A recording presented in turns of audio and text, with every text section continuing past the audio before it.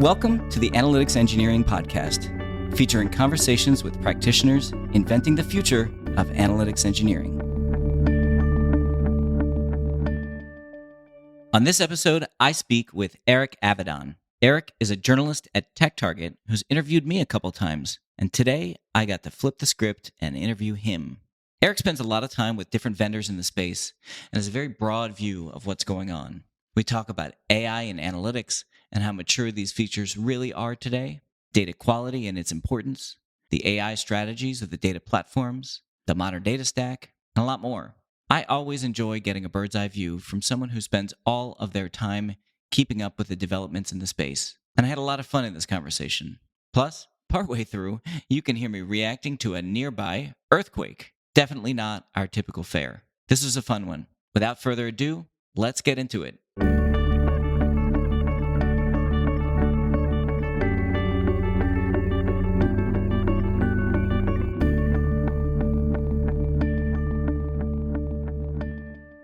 Eric Avedon, thank you for joining us on the Analytics Engineering Podcast. Good to see you, Tristan. Nice to chat again. Over the past few years, we've gotten to chat a couple times. You've interviewed me, and I'm now it's turnabout's fair play. I get to ask you some questions. Can you just do a quick intro to yourself? Get our listeners familiar with where you've been in your career and where you're at now. Yeah. So I've been at TechTarget now I'm coming up on 5 years, covering analytics for all 5 of those years and expanding more into data management over the last year and a half. But my background has nothing to do with either data management or analytics or technology in any way. I'm a journalist of 20, I think I'm going on 29 years, started in 1995. First 5 or 6 years was covering financial markets, particularly the banking industry and banking industry stocks. So that was kind of fun, getting into the stock market a little bit. That was a fun time to be talking about the stock market too. A lot going on in the late 90s. The 90s, yeah, there was a boom going on, tech boom going on. But I got into journalism to be a sports writer, and just the first job I got happened out of grad school happened to be covering financial markets. I kind of just progressed along that line and then hit a crossroads around 30 of like, is this what I still want to do, or do I want to pursue that initial dream? And so I left financial reporting and started back at the beginning as a freelancer covering high school sports at 30 years old. And oh my gosh. Yeah, spent the next 18 years as a sports writer and sports editor. Eventually, getting up toward the level where I initially wanted to be. I covered college football for 12 years. I covered the Boston Red Sox for 8 years. That's incredible. I was the editor of of the paper I worked at, the sports editor of the paper I worked at for my last 2 years. And then in 2018, like many in the journalism business, I was the victim of layoffs. And that's how I made my way to TechTarget in 2019. Compare and contrast writing about analytics and data management versus the Boston Red Sox. I have to imagine that your fans now are far more passionate than those Red Sox fans. Come on. Well, I first, of course, heard of analytics through sports, really around maybe 2000 or so, 2001. Analytics really started to creep into baseball in particular, where you started hearing about all these. Baseball is obviously very statistics driven always. There was, home runs, RBIs, earned run average, the very basic statistics. But you started hearing about these much more advanced statistics around 2000, 2001, and that became my first introductory into analytics. When was the Billy Beane era? That's just it. It starts around 2000, 2001, and you start getting into, valuing different things. The Billy Beane's whole thing was by discovering that other things should be valued greater than those traditional statistics, he created an advantage for his team, was able to develop a team on a very much smaller budget than teams like the Yankees, whose hat is behind me. I'm a native New Yorker. The Yankees are spending 4 times as much as the A's were on payroll, but the A's were able to compete with the Yankees because they were ahead of the curve in discovering that certain things should be valued above traditional things that had been valued. And I don't know I don't know how that compares, but that's certainly my first foray into analytics. And then when I came to TechTarget and was assigned the beat of analytics, I at least had some understanding of what it meant. And as far as the passion for both, I won't compare the passion. I don't know that there's no, sports engenders tremendous passion, obviously. I will say that the people I deal with in technology, after 18 years of people not wanting to be interviewed necessarily and trying to keep secrets, trying to prevent news from getting out, it's very refreshing to be talking to people who really want to be interviewed, such as yourself. When DBT Labs has some news, it's like, Eric, hey, can we talk to you about this? And I'd love to spend a half an hour chatting with you. That's fascinating. It's true. Anytime you see a journalist interviewing anybody in the sports realm, the question is like, is that journalist going to get this person to say anything other than total mundane bullshit? Because the goal is like, get your face out there, but like kind of say nothing substantial. Exactly. Obviously, strategy is something they want to keep as close to the vest as possible, so that when they're playing an opponent, they can surprise that opponent. Injury news is not something they want leaked out, because again, if someone can play or can't play, they don't want their opponent necessarily to know that. Or if, like in hockey in particular, you'll hear so and so has a lower body injury, an upper body injury. It's as vague as possible so that an opponent can somehow use that to their advantage, know that the lower body injury is a sprained ankle versus, a toe injury or something, or the upper body injury is to the shoulder versus the wrist. So yeah, very secretive with all that. And now your job is to get pitched by vendors all day and to try to figure out who's got the real stuff. Exactly. You've been at TechTarget for 5 years, covering business analytics and now data management as well. Is that right? Yeah. How would you kind of define the boundaries around those areas? Well, I think business analytics is relatively straightforward. I mean, it's really statistical analysis at its core, and using statistical analysis to drive decisions. That makes perfect sense. Data management is under the hood. It's the deep technology. It is complex stuff that every time I write a story, I'm going and relooking up things that I wrote about 2 weeks earlier because I can't remember exactly what that is. It's going to external sites and looking things up to be able to give an authoritative voice within my story as I'm describing some complex technology. And obviously, the data management, I think. So when I first started covering analytics, one of the analysts that I frequently spoke with was a Forrester analyst, and he kept saying analytics is a mature technology at that point, 2019, 2020. And now I understand what he means as I'm now covering data management, where analytics, there's really not a whole lot new that's happening, other than generative AI, of course. But it's more about enhancing what's already there. Whereas data management is always new stuff. And there's all these new vendors that are popping up with specialties, and big vendors are buying up those startups to add those capabilities into what they can offer. And that's what I'm seeing. The difference among those two. One is what really moving fast, and the other is just kind of enhancing what's there. One of the things I want to talk to you about a little bit later is the quote unquote modern data stack, which I've now started just calling the analytics stack. And so I think you could talk about analytics as like kind of the beginning to end technology that powers a Tableau dashboard or a Power BI dashboard or whatever. Right. Or you could kind of think about it just as the kind of front end of all of this. It sounds like what you're calling the rest of the stack is kind of the data management layer. Is that fair? Yeah, kind of everything that leads up to that moment when you're actually visualizing the data and trying to make a decision based off of that data. Yeah, I would call everything leading up to that data management, and because it's preparing the data for that moment when it can be operationalized. I would fully agree that over the past 10 years of the changes in people who would describe themselves roughly as data analysts or maybe analytics engineers, the biggest changes I think have come from the stuff that's beneath the surface, the like kind of infrastructure that powers everything that they do.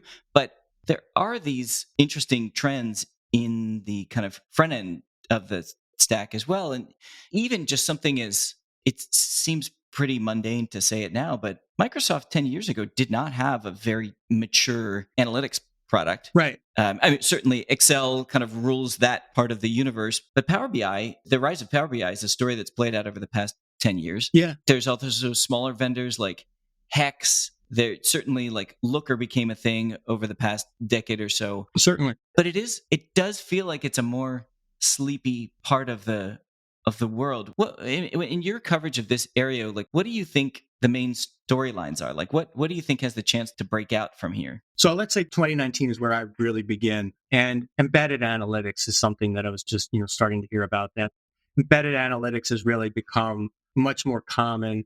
I think that is something that has evolved over the 4 or 5 years and really become something that is table stakes. That's the term I always hear. So that was something that moved analytics forward. It took it out of the BI environment and actually put data and dashboards and reports and work, into other workflows, into the workflows where people are working. It's in their Slack channel, it's in their Teams, it's wherever, it's in their Salesforce applications, their ERP stuff, HR applications. So that's a big thing. That's obviously a big deal, not having to toggle back and forth all the time, having the data at your fingertips while you're doing your job. And then of course the last year and a half is generative AI. That the complete focus of analytics now is on integrating generative AI into data analysis. I know that you've written a bunch about this of late, and I know it's a big shocker for all of our listeners that we'll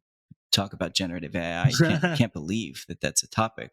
But Gen AI drives clicks. It drives executive level conversations. It certainly like it is a thing with a lot of attention directed to it. And I feel like you could go through the kind of leading analytics vendors and you could kind of look and see that like every one of them has something that they're doing there. And maybe it's pre-release, or maybe it's GA, different maturity levels. Some different But state. I'm just curious, what's your read on how real this is today? People that log into their Tableau dashboard or their Power BI, whatever, are they mostly using Gen AI capabilities today, or are we not quite there yet?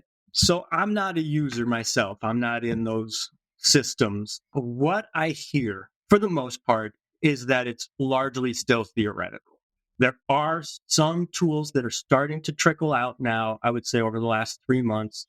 A handful of vendors have made some tools generally available. They're more in the AI assistant realm where, you can ask questions without having to write code. You can do so in natural language and query your data. And is this like new startups, or this is like existing vendors adding this on? This is your Tableau, your MicroStrategy, Okay.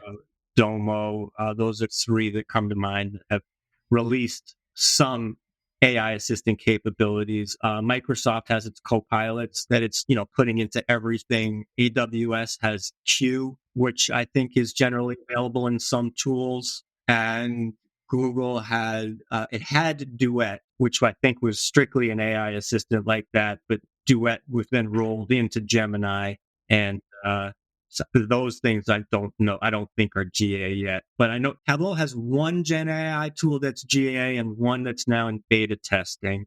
MicroStrategy has a chat interface that is GA. Domo, I believe, has one that's GA. So they're getting closer. I know that in order to keep up with the space, you got to have a lot of conversations with vendors, but do you ever end up talking to customers?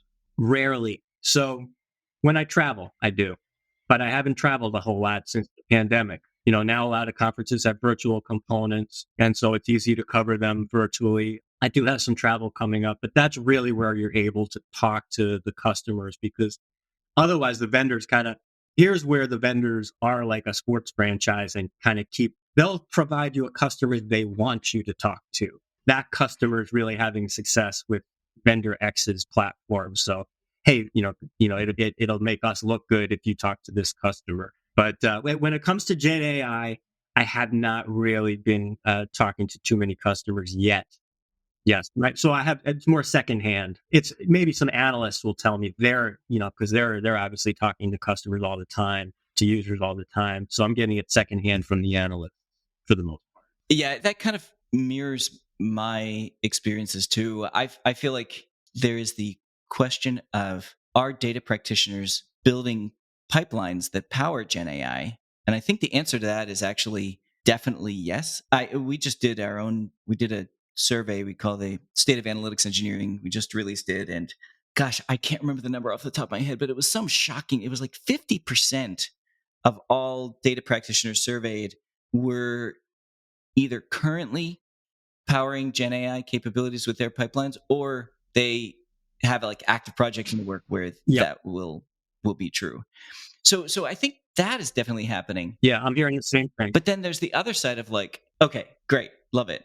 The other side is like the traditional kind of analytics workflows also, whether it's like a chatbot where you ask it a question and it tells you something genius about your business, or if it's just a co-pilot experience where it's like, help me make a dashboard faster or whatever. I have not talked to a lot of folks yet who are making heavy use of those types of features. Right. So among the analytics vendors, I think you're getting the chatbot, the AI assistant that they're in the process of still rolling out, and you're not getting a ton of use yet. But yes, among the what I consider the data management vendors, I think you're getting a lot of work to facilitate development of AI, Gen AI applications and models, and that customers are taking advantage of those. I'm hearing everything I write about these days seems to be vector this, vector that. So, all these vendors are adding vector embedding, support for vector embeddings, vector search, vector storage capabilities. But, it's a database vendor, whether it's AWS, putting it in all of their data. I just did a Q&A with G2 Krishnamurthy a couple of weeks ago, and he told me that they're putting support for vector capabilities into every single one of their databases. And then, Google with BigQuery is adding vector capabilities, I think. And that is a capability that really fosters Gen AI development. It enables engineers to get access to the data that they can then use to train models and applications. Sorry if you saw my eyes wandering all over the place during your answer to that question. I think we just had a minor earthquake. Philadelphia does not get a lot of earthquakes, but I think the last one I experienced here was like 15 years ago. It was very modest, but like you could actually see like the vibrations show up in the reflections off the glass and everything. I was like, I'm not hallucinating this. Holy cow. You didn't feel anything? You're up in New York, right? I'm in Boston. Probably way too far away. Assuming it's a minor earthquake, then yes, I'm too far away. But holy cow! All right, yeah, I think all right. that in. That's a little drama. Okay, back on track. Just because you get this interesting lens across the entire ecosystem, everybody prognosticates about Gen AI and where it's going. Are you a Gen AI bull or a bear? Do you think that the way that data people work in 5 years is going to be completely transformed, or do you think it's going to be some modest changes to kind of a stable workflow? Oh wow, I haven't really thought about it in that term. 5 years, that's a long way to look down the line.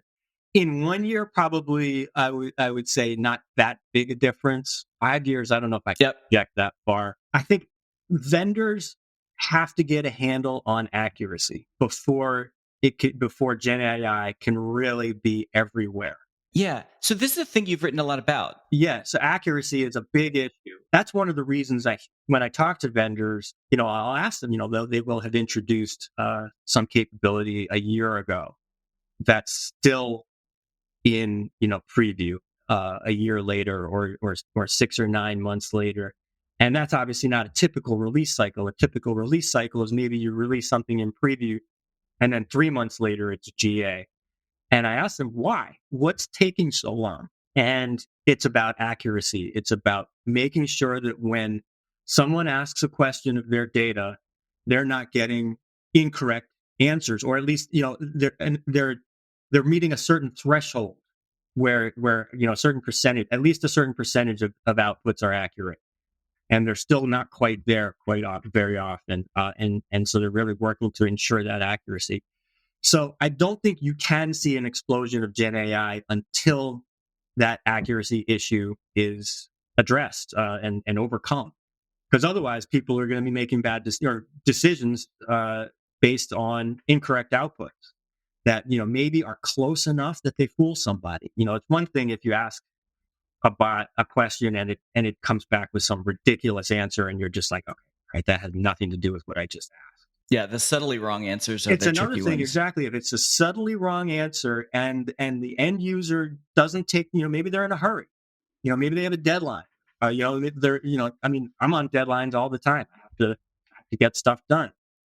And if someone is on a deadline, and maybe they take a quick shortcut and they don't check the answer. Obviously, you should always check an answer, from an AI output, because you don't know if it's 100% correct. But maybe they have that deadline. Their boss is on the phones. Hey, where's that report? Where's this? Where's that?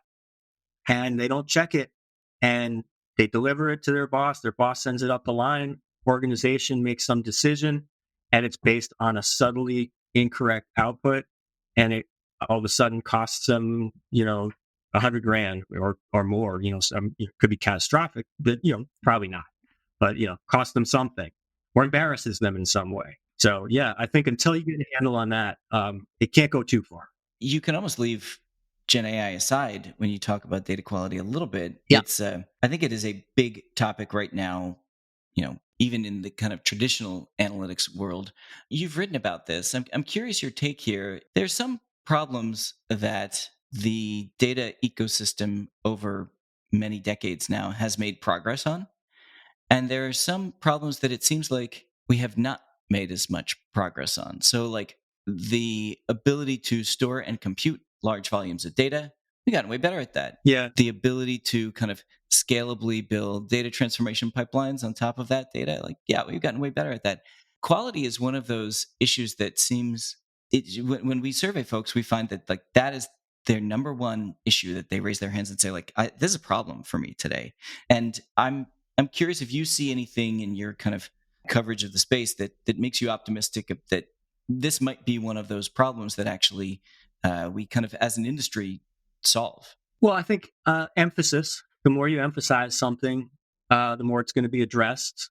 People weren't talking about data quality previously. Data just gets passed up the line and used, and there was some assumption that it was. Yeah, 4 or 5 years ago, was that a topic that you would Yeah, I didn't write hear a about? whole lot about data quality right when I started with Tech Target. I've definitely heard more, but I think that's tied to AI. As AI has exploded over the past Interesting. year or two, I think there's been a heightened emphasis on data quality because when you're building a dashboard, I guess you have more control over what you're not automating as much necessarily. And when you're feeding an AI model, you need to feed it so much data, that the human can't possibly look at everything that's going into that model. You take the human out of You it, have to rely on automated and systems to you assess suddenly have to quality. rely on an automated system. And it's like, well, what's going into that automated system had damn well better be good, or else what comes out of it is going to mess us up later on. So I think there's definitely been an emphasis on data quality that's in lockstep with the rise of AI and generative AI. I mean, AI has obviously been around a while, but generative AI in particular over the last year and a half. And as far as solving it, I mean, I'm not on the inside. I'm not in on those conversations, whether on a vendor level or a customer level. But I think one of the articles that you referenced was a conference a virtual conference that I checked in on from Monte Carlo, which is a data observability vendor, and the speakers in that panel kind of laid out some steps to not ensure data quality. One of the conclusions that they said was there's no guarantee. Something's always going to seep through. But there are things that an organization can do to improve its chances, to improve the percentage of good data versus bad data, including the use of tools like data observability tools. But it also had to do with people and processes, with buy-in from the top that has to trickle down from the C-suite. That emphasis on data quality, and it has to go down at every level of the supply chain, the data supply chain. There has to be responsibility for data quality assigned to certain people, so that there's accountability. That someone can get the credit when the data is good, and someone can be asked when the data goes bad, what happened here? And They're the ones responsible for that. So there are steps that can be taken, and I think the emphasis will benefit data quality. So that's I think where it exists at this point, as far as I understand it. Pivoting from AI to in analytics and AI to AI and data management, obviously, two big players in the space, Snowflake and Databricks. I think it's pretty clear that both of these vendors care tremendously about AI. You could point at a lot of different things, but I don't think we have to justify that. That's pretty obvious. They are, though, taking very different approaches to their AI strategy.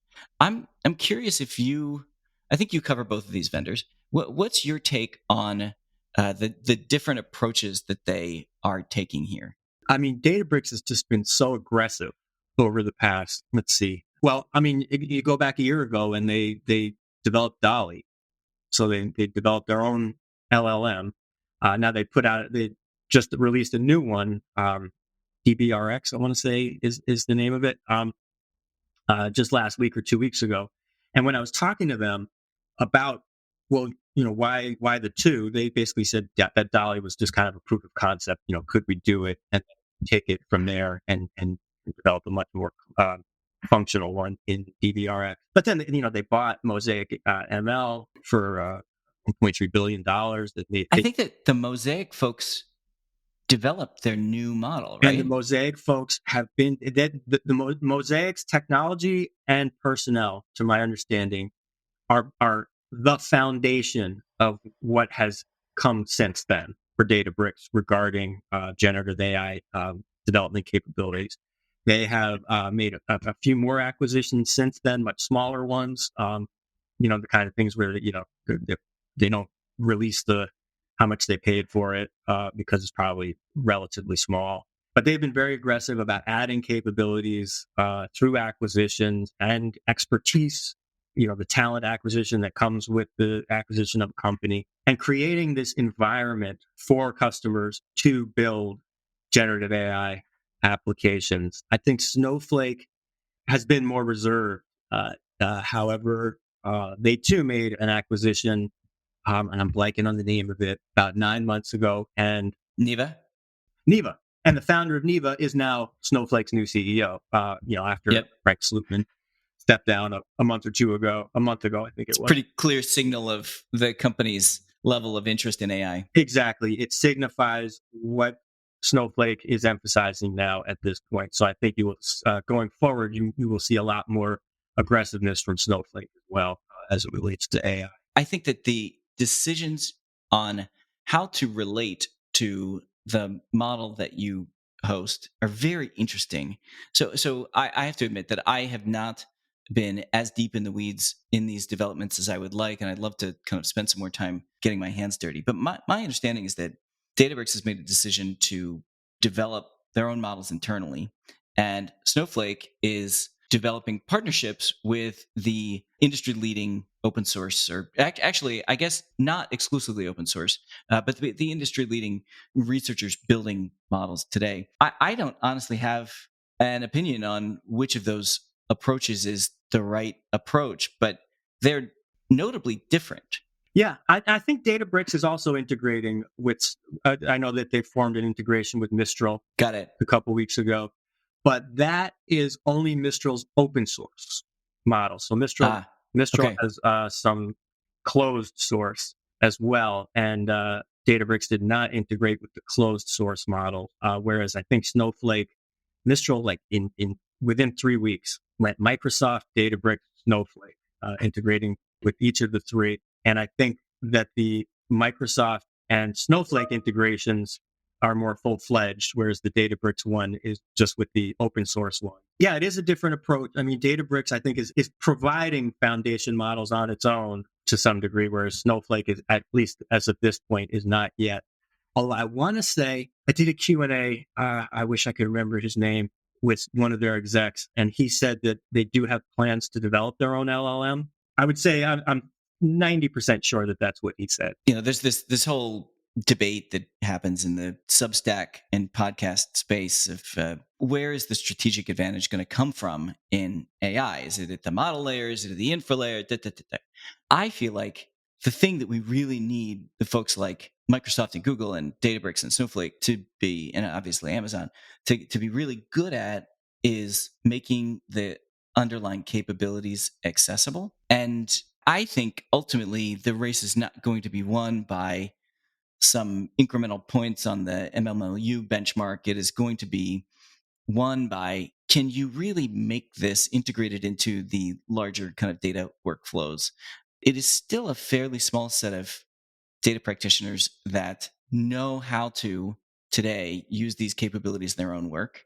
And I think that that's the thing that needs to change very, very quickly. Yeah, I would agree with that. Yeah, it's still a domain of experts. It's certainly not something that I know how to do as an ex-sports writer. Probably something that you're familiar with. It's kind of at the same level right now as other platform features, which is exciting. And I think that means that there will be this explosion in usage. Now, if you know how to log into Databricks, log into Snowflake, if your organization has one of those platforms and you like know how to read the docs on a new function, you can use these capabilities in ways that like you really could not, I don't know, 6 months, 12 months ago. It's like it's recent.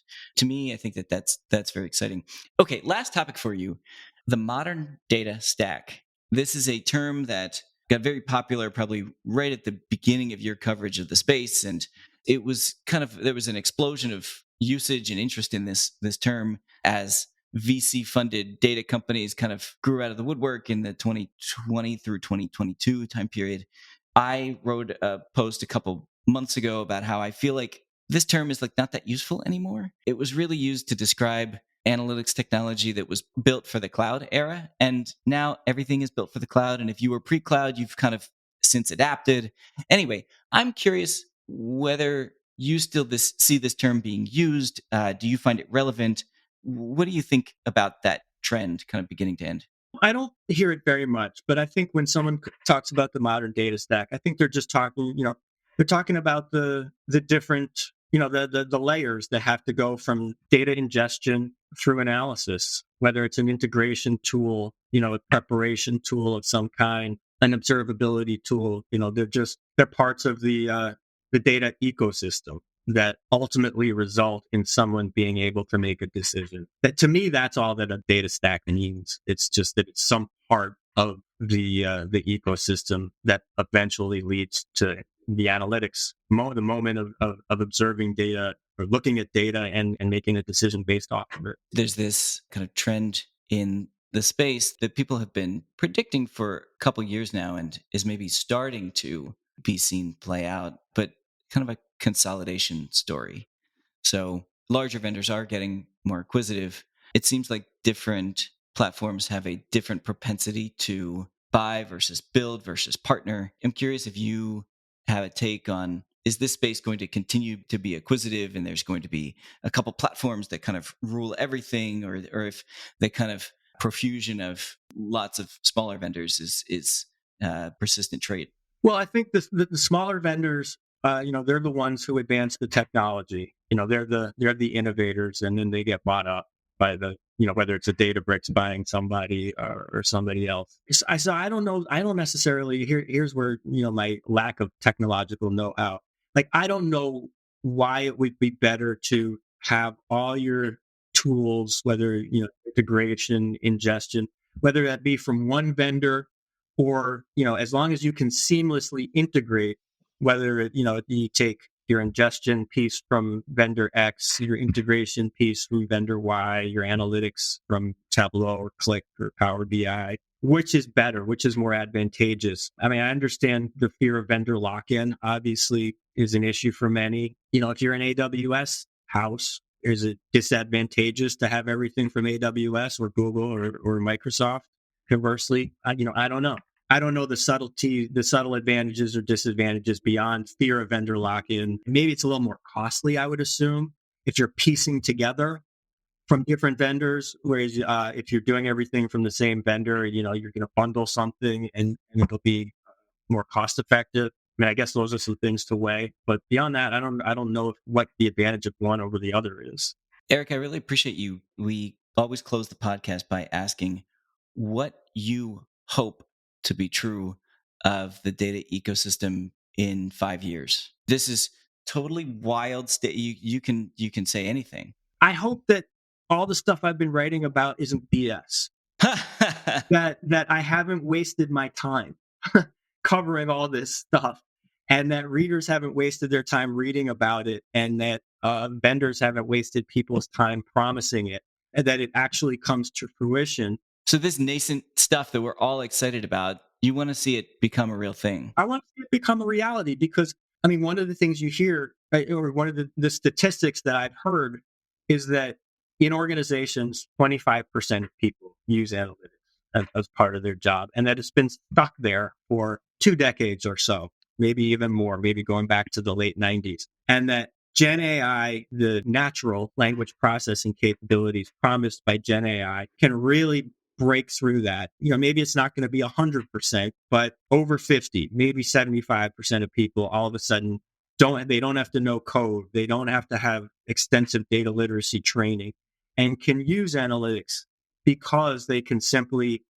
type something into a Google-like interface and get responses that can help them. I hope that's not BS. I hope that that's a reality. And you know, going back to your earlier question about where we are, you know, are we seeing this stuff actually used yet? No, because, you know, as I said, you know, a lot are still in preview, and those that aren't in preview have only really just been introduced. So will we begin over the next year or two to see that number, that 25%, creep up to 40%? And hopefully someone will do a study, you know, whether it's Gartner or someone else in, you know, early 2025, let's say, see where that number is. That's one thing I hope, is that we haven't all been wasting our time. I'm there with you. Eric, thank you so much for joining us. This has been a lot of fun. Tristan, Next time I hope to reverse the roles once again, and I'll be the one asking the questions. Being the one answering them is I'm not used to it. So hopefully I was able to provide some insights, some breadth. Absolutely. Looking forward to doing it again.